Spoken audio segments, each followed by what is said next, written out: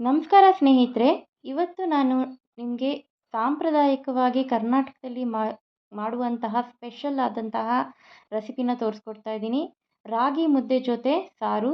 ರಾಗಿ ಮುದ್ದೆ ತುಂಬಾ ಆರೋಗ್ಯಕ್ಕೆ ತುಂಬಾ ಒಳ್ಳೆಯದು, ಶಕ್ತಿ ಕೂಡ ಕೊಡುತ್ತೆ. ಈ ಬೇಸಿಗೆ ಕಾಲದಲ್ಲಿ ಒಂದು ರಾಗಿ ಮುದ್ದೆ ತಿನ್ನೋದ್ರಿಂದ ದೇಹಕ್ಕೂ ಕೂಡ ತಂಪಾಗುತ್ತೆ. ಬನ್ನಿ ಹೇಗೆ ಮಾಡೋದು ಅಂತ ನೋಡ್ಕೊಳ್ಳೋಣ. ಈ ವಿಡಿಯೋ ನಿಮಗೆ ಇಷ್ಟ ಆಗಿದ್ರೆ ಲೈಕ್ ಮಾಡಿ, ಶೇರ್ ಮಾಡಿ ಮತ್ತು ಚಾನಲನ್ನು ಸಬ್ಸ್ಕ್ರೈಬ್ ಮಾಡಿಕೊಂಡು ನೋಡಿ. ಮೊದಲಿಗೆ ನಾನಿಲ್ಲಿ 1 ಗ್ಲಾಸ್ ಆಗುವಷ್ಟು ನೀರನ್ನು ತೊಗೊಂಡಿದ್ದೀನಿ. ಅದಕ್ಕೆ ಸ್ವಲ್ಪ ಬೆಚ್ಚಗಾದ ನಂತರ 1 ಟೀ ಸ್ಪೂನ್ ಆಗುವಷ್ಟು ರಾಗಿ ಹಿಟ್ಟನ್ನು ತಗೊಂಡು ಕಲಿಸ್ಕೊತಾ ಇದ್ದೀನಿ. ರಾಗಿ ಹಿಟ್ಟನ್ನು ಹಾಕಿ ಕಲಿಸೋದ್ರಿಂದ ಅದು ಗಂಟು ಆಗೋದಿಲ್ಲ, ಚೆನ್ನಾಗಿ ಬರುತ್ತೆ. ಹಾಗಾಗಿ ಈ ಟಿಪ್ಸನ್ನು ಫಾಲೋ ಮಾಡಿ ರಾಗಿ ಮುದ್ದೆ ಮಾಡೋರು. ಮತ್ತು ಸ್ವಲ್ಪ ಕುದಿ ಬಂದ ನಂತರ ನಾನಿಲ್ಲಿ 1 ಕಪ್ ಆಗುವಷ್ಟು ರಾಗಿ ಹಿಟ್ಟನ್ನು ಸೇರಿಸ್ಕೊತಾ ಇದ್ದೀನಿ. ನೋಡಿ, ಈ ಥರ ಸೈಡಲ್ಲಿ ಕುದಿ ಬರ್ತಾ ಇರಬೇಕಾದ್ರೆ ನೀವು ರಾಗಿ ಹಿಟ್ಟನ್ನು ಮಧ್ಯಕ್ಕೆ ಸೇರಿಸ್ಕೋಬೇಕಾಗತ್ತೆ. ಇದು ನೀಟಾಗಿ ಈ ರೀತಿಯಾಗಿ ಕುದಿ ಬಂದ ನಂತರ ನೋಡಿ ಸ್ವಲ್ಪನೇ ಒಳಗಡೆ ಹೋಗುತ್ತೆ. ಆ ಥರ ಆದಾಗ ನೀವು ದೊಡ್ಡ ತಿರುವಾಗ್ತೀವಲ್ವ, ರಾಗಿ ಹಿಟ್ಟಿನ ಕೋಲನ್ನು ತಗೊಂಡು ಈ ರೀತಿಯಾಗಿ ಚೆನ್ನಾಗಿ ಈ ಥರ ಕ್ಲಾಕ್ ವೈಸ್ ಡೈರೆಕ್ಷನಲ್ಲಿ ಕಲಿಸ್ಕೋತಾ ಬರಬೇಕಾಗತ್ತೆ. ಒಂದು ಕೂಡ ಗಂಟು ಬೀಳೋದಿಲ್ಲ. ಪರ್ಫೆಕ್ಟಾಗಿ ಈ ರಾಗಿ ಮುದ್ದೆ ನಿಮಗೆ 10 ನಿಮಿಷದೊಳಗಡೆ ರೆಡಿಯಾಗಿಬಿಡುತ್ತೆ. ನೋಡಿ, ಈ ರೀತಿಯಾಗಿ ನೀಟಾಗಿ ಇದನ್ನು ಕಲಿಸ್ಕೊತಾ ಇರಬೇಕು. ಯಾವ ಗಂಟು ಕೂಡ ಬೀಳೋದಿಲ್ಲ ಮತ್ತು ತುಂಬ ಬೇಗನೆ ಈ ಮುದ್ದೆ ರೆಡಿಯಾಗಿಬಿಡುತ್ತೆ.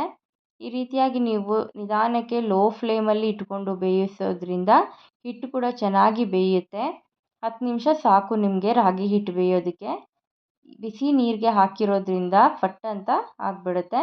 ನೀವು ಯಾವಾಗಲೂ ಕ್ಲಾಕ್ ವೈಸ್ ಡೈರೆಕ್ಷನಲ್ಲೇ ಚೆನ್ನಾಗಿ ಹಾಕಿಬಿಟ್ಟು ಒಂದು 5 ನಿಮಿಷ ಈ ರೀತಿಯಾಗಿ ಲೋ ಫ್ಲೇಮಲ್ಲಿ ಹಿಟ್ಟನ್ನು ಚೆನ್ನಾಗಿ ಬೇಯಿಸ್ಕೋಬೇಕಾಗತ್ತೆ. ನಾವು ಎಷ್ಟು ಚೆನ್ನಾಗಿ ಬೇಯಿಸ್ಕೊಂಡ್ರೆ ಅಷ್ಟು ಚೆನ್ನಾಗಿ ರುಚಿಯಾದಂತಹ ರಾಗಿ ಮುದ್ದೆ ರೆಡಿಯಾಗಿಬಿಡುತ್ತೆ. ಯಾವುದೇ ತರಹದ ಸೊಪ್ಪು ಸಾರಿನ ಜೊತೆ ಯಾವುದೇ ತರಹದ ಮತ್ತು ಚಿಕನ್ ಮಟನ್ಸ್ ಗ್ರೇವಿ ಜೊತೆ ಕೂಡ ಈ ಥರ ಮುದ್ದೆ ಆರಾಮಾಗಿ ರೆಡಿಯಾಗಿಬಿಡುತ್ತೆ. ಒಂದು 10 ನಿಮಿಷದ ನಂತರ ಮುದ್ದೆ ಕೂಡ ರೆಡಿಯಾಗಿದೆ. ಈಗ ನಾನು ಇದನ್ನು ಚೆನ್ನಾಗಿ ಉಂಡೆ ಮಾಡ್ಕೊಳ್ಳೋದಕ್ಕೋಸ್ಕರ ಬೇರೆ ಪಾತ್ರಕ್ಕೆ ಸೇರಿಸ್ಕೊತಾ ಇದ್ದೀನಿ. ಈಗ ಪ್ಲೇಟ್ಗೆ ನೋಡಿ, ಈ ರೀತಿಯಾಗಿ ಸ್ವಲ್ಪ ನೀರನ್ನು ಮುಟ್ಕೊಂಡು ಬಿಸಿಯಾಗಿರೋದ್ರಿಂದ ನೀವು ಪ್ಲೇಟ್ಗೆ ಸೇರಿಸ್ಕೋಬೇಕಾಗತ್ತೆ.